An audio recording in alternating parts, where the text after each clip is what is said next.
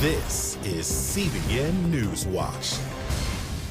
And thanks for joining us, everyone. I'm Wendy Griffith. Well, Georgia Governor Brian Kemp signed the state's heartbeat bill into law today, making it one of the most restrictive abortion laws in the nation. CBN's Charlene Aaron joins us now from the newsroom with more. Charlene. That's right, Wendy. The measure bans abortions after a baby's heartbeat is detected as early as 6 weeks into a pregnancy. The legislation says that no abortion is authorized or shall be performed if the unborn child has been determined to have a human heartbeat. Other states have passed similar heartbeat laws. State Representative Ed Stetzer, a Republican who authorized the bill, said it's about protecting the human rights of unborn children. Pro-life advocates are encouraged by recent abortion bans and hope that they lead to a court challenge to ultimately have Roe versus Wade overturned. And pro-lifers are definitely praising the move in Georgia. Lila Rose of the pro-life group Live Action tweeted, "A huge step forward for life." And several Hollywood celebrities have threatened to boycott Georgia. And the news out of the state comes as a video of Pennsylvania State Representative Brian Sims is shown harassing an elderly pro-life woman who was peacefully protesting outside of a Planned Parenthood clinic in Philadelphia. An old white lady telling people what's right to do with their bodies. Shame on you. Shame. Shame, shame on you. There's no faith that tells you you are right and everybody else is wrong. There's no faith that tells you it's your job to stand out here and shame people for something that they have a right to do. This is disgusting. And the video was recorded by Sims himself on Periscope. Wendy, back to you. Pretty ugly there. Well, Father Frank Pavone is a pro-life activist and the National Director of Priests for Life. He joins us now with more. Father Frank, welcome to the show. Hi, Wendy. Good to be with you and your viewers. Yeah, good to see you again. Well, this is pretty big news coming out of Georgia. We want your reaction.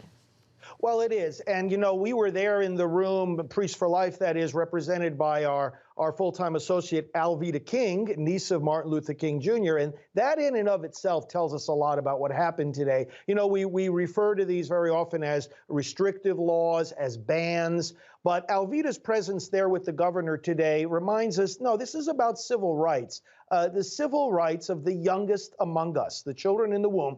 And, you know, the day after Roe v. Wade, the headlines said, Supreme Court settles abortion. And as the developments and the bill signings and the protests on the streets and the counter protests all testify, this remains the most unsettled issue in American life. And what's happening today is showing us we're moving in the direction of the greater protection of these babies. Well, other states, Mississippi, Kentucky, and Ohio, have the same law that Georgia just passed. Do you think even more states will follow? Well, what's happening here is that we have several different kinds of pro-life legislation. Now, some of these bills that are becoming law, in fact, what are becoming law more frequently, are the ones that have more limited protection, but at the same time, more likelihood of both passing and being upheld in the courts. And those, for example, are the protection of babies from dismemberment abortion, which you're talking about the second trimester and forward, protection of pain-capable children from abortion from 20 weeks forward. We see a lot of activity there. But the presence also of these bills, I believe, is going to increase. And it's more of an in-your-face challenge, if you will, to what Roe v. Wade allows, is abortion without any restriction. And the mood this morning in Georgia when the governor signed this bill was, yes, you know, we know it's going to be challenged in court, but you know what? Bring it on, because we're doing what's right here. And we're doing what more and more people are convinced is right. We're talking about a beating heart. And the existence of a beating heart, which starts beating only 21 days after conception, it really brings home to people that, yeah, this baby is one of us, not just an embryo or a fetus. It's not a blob of tissue. This is a human being with a beating heart. So, yes, there are going to be more states taking up this kind of legislation. Well, Father Frank, you already know the ACLU of Georgia says this new law is unconstitutional. No surprise there. They'll challenge it in court. How do you think they'll do? Do they have a case? Well, you know, it begs the question, doesn't it? I mean, of course, restricting abortion, especially in these early stages, is unconstitutional if you think that Roe v. Wade equals the Constitution. But that's the whole point. Even long-standing precedent can be overturned, especially if that precedent, in this case Roe v. Wade and its progeny, is facing a sustained and intense public criticism. And whether it's in the states or whether it's by federal judges in other cases who are criticizing Roe, or whether it's on the streets or even in the media with powerful pro-life movies coming out, we have seen no Supreme Court decision face more sustained and severe public criticism than Roe v. Wade. So I am of the mind that, yes, courts are very likely to strike this down, but that's not the end of the story. Appeals are going to be made. And as I say, more and more federal judges, if this gets into the federal system, are very critical of Roe v. Wade, and it is time to re-examine that whole decision. Well, Father Frank Pavone, we'll have to leave it right there. Thanks so much for sharing your insights and on this good day. God bless you. God bless you, Wendy. Thank you. A possible attack on U.S. forces by Iran. That's what defense officials say led to the deployment of an aircraft carrier and bomber wing to the Persian Gulf. One U.S. official told the Associated Press that Iran could be targeting American troops at land and sea. Secretary of State Mike Pompeo says Iran has threatened many things over the last 2 years. We have continued to see activity that leads us to believe that there's escalation that may be taking place. And so we're taking all the appropriate actions, both from a security perspective and well as our ability to make sure that the president has a wide range of options in the event that something should actually take place. Iranian President Hassan Rouhani is reportedly planning to talk about his plans to confront the United States in a speech on Wednesday. Well, market watchers around the world are expressing concern over a new set of threatened tariffs that may be placed on China this week. President Trump says if a deal with China is not reached by Friday, the United States will raise tariffs from 10% to 25% on $200 billion worth of Chinese products entering the United States. Senior international correspondent Gary Lane is following this story and here with more. Gary, are the U.S. and China headed for a trade war? Well, it all depends on China and if they negotiate in good faith. Many people would say we've been in a trade war with China for a long time and we've been losing. That's what President Trump would say. China has imposed high tariffs on the United States for years. They've manipulated their currency to keep it low, and they've been dumping cheap products in the U.S. without having to pay much of a price, Wendy. So will it happen? We'll have to wait and see. Gary, what effect would this have on U.S. consumers? Well, in the short term, if they're imposed, the tariffs imposed, American consumers would likely pay a little bit more. But the way the market works, you just go and you buy a product that is cheaper. I mean, that's why we're buying $539 billion worth of Chinese products right now, because they're cheaper than other products. If those increase, then you'll look for a cheaper product, and there'll be competition for that. So it may affect consumers slightly. But if you listen to people like Gordon Chang, he's a China expert, especially on trade and economics. He says that, Wendy, it looks like it would only affect the U.S. economy at the worst, maybe 0.1%. For China, maybe 1.5% of their GDP. Do you think the president is being too tough on China? Well, I mean, for years, there's been theft of intellectual property against the United States. There's been forced technology theft. If you're an American business, a company that goes and does business in China, and you want to get your products in there, you have to partner with a Chinese company. And guess what? You have to turn your technology that you've bought and paid for and you've done the research and development on, you have to turn that over to China. That is forced technology theft. These are things, Wendy, that are very important to the United States that President Trump wants to negotiate with China. How, well, nobody's better than him at negotiating, but how likely is it that a deal will be reached? Well, if it isn't reached by Friday, eventually there probably will be a deal. But listen, the word is out. You know, Donald Trump is serious about this. The president is a tough negotiator, and if China doesn't play by the rules, these will go into effect on Friday. If they do, they may only be temporary, Wendy, as China comes back to the table to negotiate in good faith. Yeah.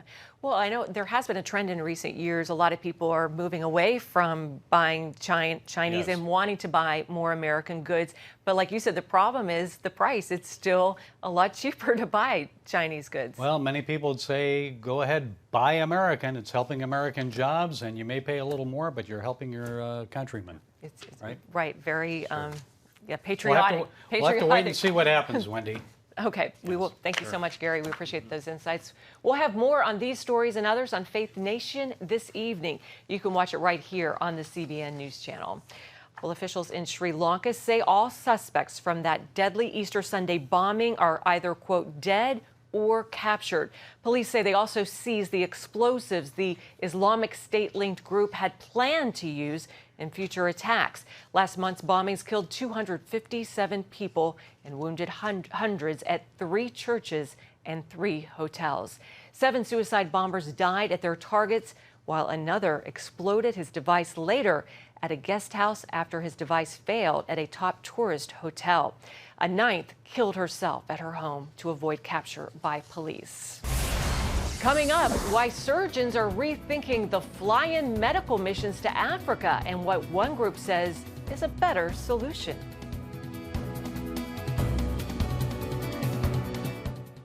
CBN presents The I Wills of God, your path to overcoming fear and anxiety. We're going to talk about some of the incredible promises God has made to His children. In Pat Robertson's newest teaching, you'll discover the I Wills of God. I will rescue him, protect him, answer him, be with him in trouble, deliver him, honor him, satisfy him with long life, show him my salvation, and see amazing stories of God's promises in action. What I felt was loved and treasured. God spared my life twice in 3 days. The good Lord had given me a second chance. Break free from stress and despair. The Lord doesn't want you to live in fear, but to know the rewards given to those who love God. Call 1-800-700-7000 or visit CBN.com. The I Wills of God, your path to overcoming fear and anxiety. Remember for a moment what it was like to be a child. You believed every story you were told. You saw a world full of endless possibilities. What stories will the world's orphaned and at-risk children believe?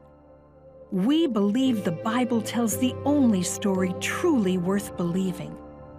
We believe that every child should have the opportunity to dream, the chance to take challenges and turn them into possibilities, the chance to stand on the promises of God, to recognize their place in the greatest story ever told. They have their whole lives ahead of them. Theirs is a world of endless possibilities. They are looking for a story to believe. We will tell them that story. Will you join us?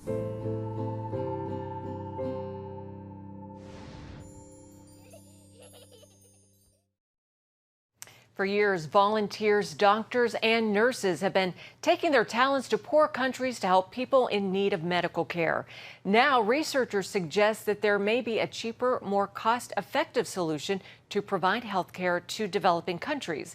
Joining us now is Susan Kashi, the executive director of the Pan-African Academy of Christian Surgeons. Susan, thanks for being with us. Thank you, Wendy, for having me on. Absolutely. Well, why do you think there is this new cultural shift away from flying in American surgeons to do medical missions in poor foreign nations? Well, there's an old adage that says, you give a man a fish and you feed him for a day, but you teach a man to fish, so you teach him for a lifetime. So what our organization, PACS, is doing is we're a strategic, long-term and sustainable solution to the need for surgeons in Africa, because currently there are about 56 million people in sub-Saharan Africa that are in need of surgical care. So what PACS is doing is we are training African Christian physicians as surgeons to take care of the poor and those that are in need. But what makes this extremely unique is that not only are we training these surgical residents as surgeons, but we also disciple them in the Bible so that they can share the love and the hope of Jesus Christ with their patients. Well, as you mentioned, your organization chooses to train physicians in their home countries. What are the benefits to this over missionary doctors, other than what you already mentioned? So currently we have surgical training programs in 8 countries in Africa. So what we do is we train African physicians in Africa itself so that they can go and take care of their people within their home countries. We've already graduated through our surgical training programs 88 surgeons for Africa, and they are now serving in 20 different countries on the continent. And they are going into the under-resourced areas, and they are taking care of those that are truly in need. Because many of them, since we are a Christian ministry, many of them feel called by God to go into these under-resourced areas within their countries to take care of their people. What is the training program like for these doctors? It is a 5-year surgical training program based on the U.S. model of surgical training. And so, as I said, we train them to do the same surgical procedures that you would learn in the United States, but we also train them in the Bible as well, so that they can bring the hope of Christ and eternal life to their patients as well. Susan, what kind of long-term impact is this having on the countries, or is it too soon to know that yet? Well, we've been in existence for 23 years right now, and we've done some informal surveys of our graduates, and we're finding that on an average, that one of our graduate surgeons is touching in a given year about 3,000 people, both surgically and clinically. And over a 20-year period, we are estimating that one surgeon will touch 60,000 lives, both clinically and surgically. 60,000 lives. That is incredible. Well, Susan Kashi, we thank you so much for being with us today on NewsWatch. We hope to have you back. Well, thank you for giving me this opportunity. Well, up next, what researchers are saying about the benefits of a plant-based diet and how you can make changes in the kitchen to better improve your health. It's about the competition. I kind of put that pressure on myself, and I think people had expectations. It's about overcoming. We use this phrase all the time, keep chopping, keep practicing hard. It's about going the distance. I think as a father, it's my job, to lead, just be the best husband and father I can be. Watch Going the Distance with Sean Brown Saturday night at 7:30 on the CBN News Channel. Woohoo! Hi, Superbook fans. Here's something else you'll love. It's the new Superbook Bible app. It's packed with games, activities, and Superbook episodes that you can watch for free. Oh, no! There's trivia, a fun daily devotional, and answers to your Bible questions. Plus, an easy-to-understand Bible the whole family will enjoy. You can even create your own Superbook character. Ta-da! Whoa! Millsburg Falls man, come... Sorry, pardon me. Sorry, excuse me. Ouch! Are you getting this? Earn super points to win daily prizes, too. And so much more! Time to get back to my adventures. See you soon. It's the new Superbook Bible app. Free downloads on iTunes, Google Play, and Amazon. Discover the I wills of God. I will rescue him, protect him, answer him, be with him in trouble, deliver him, honor him, satisfy him with long life, show him my salvation. What I felt was loved and treasured. God spared my life twice in 3 days. The good Lord had given me a second chance. Call 1-800-700-7000 or visit CBN.com. The I wills of God, the latest teaching from Pat Robertson. It has the power to influence weight loss, boost your immune system, and improve brain function. We've seen an explosion of data on the role of the gut microbiome in health. The free Build a Better Gut booklet reveals the latest information about the gut microbiome. You'll discover how your gut affects the rest of your health. The gut microbiome has been linked to depression and cancer and heart disease. Learn how to build a stronger, healthier gut. The microbiome, if it's in good composition, are really protecting us all the time from more invasive things. Get the Build a Better Gut booklet, free from the Christian Broadcasting Network. Call 1-800-700-7000 or go to cbn.com/buildabettergut. You need to make sure that your microbes are working with you, not against you. And if you order online, you'll get immediate access to the Build a Better Gut series, a digital copy of the booklet, and related bonus material. Build a Better Gut today. Call 1-800-700-7000 or go to cbn.com/buildabettergut for your free copy. The most recent medical science tells us that now more than ever, researchers understand the direct link between a plant-based diet and overall good health. Sprouts are especially healthy. As an added bonus, you can grow them in your own kitchen for practically nothing. Check out this clip from CBN's Healthy Living. Joining me now is Andrea Garrett, CBN News Managing Director, who's here to show us how we can grow sprouts in our own kitchen for almost nothing. Welcome. That's right. Thank you. Well, it's nice to be here. So what got you involved in growing sprouts on your kitchen counter? Well, the things you were just talking about, health, overall nutrition. Sprouts are packed with enzymes and good vitamins and all kinds of good things for you. And I realized that you can make them or grow them in your kitchen a lot cheaper than buying them in a grocery store. A lot cheaper. And so this is a process that takes about 5 days from beginning to end, right? Right, 5 days. So these sprouts right here, this jar, you can see they're all nice and green now, and I started these 5 days ago. So for folks who don't know, sprouts are actually the baby plants. So you can have sprouts that are broccoli, beans, alfalfa, the list goes on. Kale, any of those. And this, what I have right here, you'll see the thing that says French garden mix. What it is, that's what these sprouts all are. It's a mixture of red clover, arugula, radish, fenugreek, curly cress, and dill. And we understand that sprouts are actually, in many cases, more nutritious than the grown-up version. They are. For example, broccoli sprouts are more nutritious than broccoli, which is hard to believe because broccoli is a superfood. Right, exactly. People put them in their sandwiches, and there's all kinds of salad recipes that you can get online that use sprouts. So there's a lot of things you can do with them. So you want to take 3 tablespoons of the seeds, whatever your seeds are, and put them in a mason jar. There's 3. And then all you're going to do to start them, very easy, is just pour some water over them, about up to there. Okay. Just pour water over them. Okay, so that's enough. Soil. That's plenty.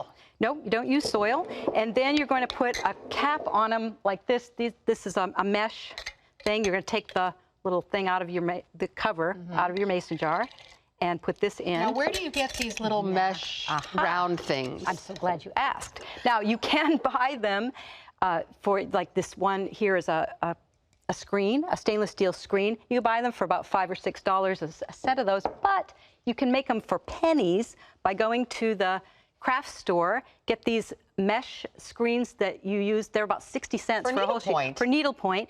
So all you do is you put this aside, wait for 12 to 24 hours, and that's the last time you want to have any kind of water covering the sprouts. Because so what you're going to do after those 12 or 24 hours, you're going to rinse them, shake out all the water, and put it aside. These are sprouts I started about 3 or 4 days ago, maybe 3 days ago, and they will be ready in 2 days or so. So today, what I'm going to do with these is just I'm going to pour water right through the screen, pour water in, and get them nice and wet. And if you had a sink, of course, you just swirl them around and get them all nice and covered with water. And then you're going to drain it. And the thing about this is you drain it and keep shaking it and shaking it until there's no more water coming out.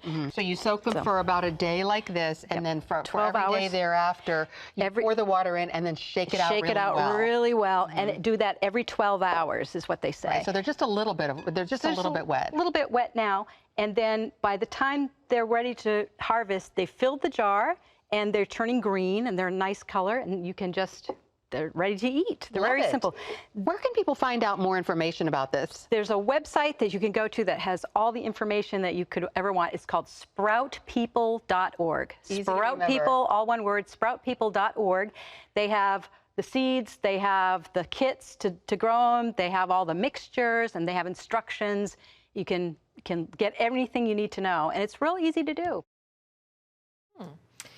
Well, I love sprouts, but I've never made them. Thanks so much for that. Later in the show, Andrea talks about beating cancer and gives advice about what to say and what not to say to someone going through treatment. That's on Healthy Living tonight at 9:30 Eastern Time, right here on the CBN News Channel. After the break, Christian singer Lauren Daigle continues to inspire. What's next on her journey to win souls for Christ? As the world watches from the outside, it's a big diplomatic tug of war here in the Middle East. Go inside the story with Jerusalem Dateline. Israeli archaeologists are talking about a discovery that could change the thinking about the Temple Mount. Join CBN Jerusalem Bureau Chief Chris Mitchell and get the biblical perspective on the events shaping the world. What starts in Israel then ends up going to other places. Watch Jerusalem Dateline Friday night at 9:30 on the CBN News Channel. Orphans Promise is committed to loving and serving at-risk children, to helping keep families together, and to creating opportunities for strong and sustainable communities around the world. We're working in over 60 countries around the world, and with your help, we can do even more. There's an old African proverb I love that says, if you want to run fast, run alone. But if you want to run far, run together. At Orphans Promise, we want to run far so we can touch the lives of as many orphaned and vulnerable children as possible. But we don't want to go alone. We're out to change the world, one child, one family, one community at a time. Will you join us?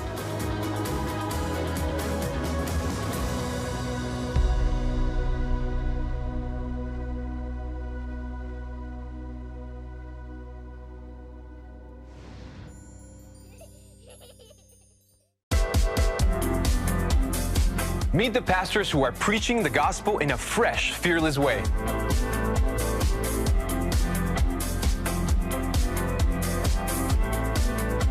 I'm Roberto Torres-Cedillo. Join me each week for Next Gen Voices.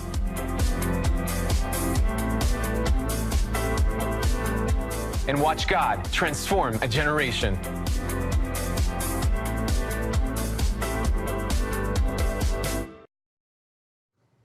Christian singer Lauren Daigle is seeing things come full circle with her latest gig. The award-winning artist is to appear on American Idol 10 years after she was told no by Judge Simon Cowell after her audition. This time, her role is much different. American Idol shared the news in a tweet on Sunday, announcing Daigle as a celebrity mentor. In a recent magazine interview, Daigle says she auditioned for American Idol at the age of 17, but did not make the cut. She said it's amazing how a no can be detrimental in one place and how much power it can give you.